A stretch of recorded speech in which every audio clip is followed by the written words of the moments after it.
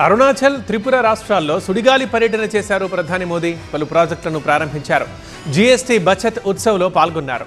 GST సంస్కరణలతో దేశాభివృద్ధి వేగంగా జరుగుతుందని, విదేశీ పెట్టుబడులు పెరుగుతాయని హామీ ఇచ్చారు.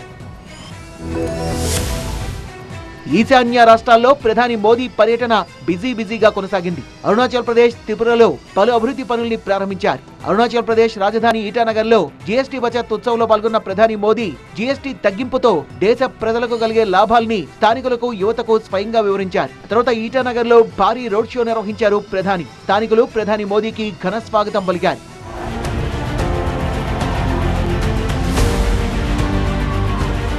జీఎస్టీ సంస్కరణల వల్ల మహిళలకు మేలు జరుగుతుందన్న ప్రధాని మోదీ కిచెన్ సామాన్లు, పిల్లల ఫీజులు, దుస్తులు, బోట్ల ధరలు దిగివస్తాయన్నారు.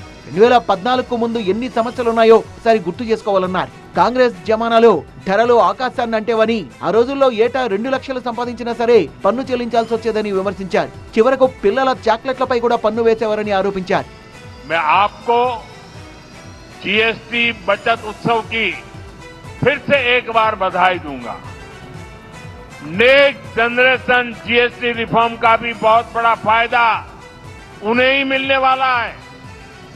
आपको अब हर महीने घर के बजट में बहुत राहत मिलने वाली है।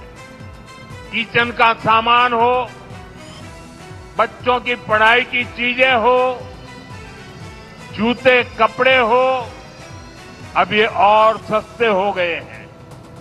साथियों, आप साल 2014 के पहले के दिन याद करिए, कितनी सारी परेशानियां थी।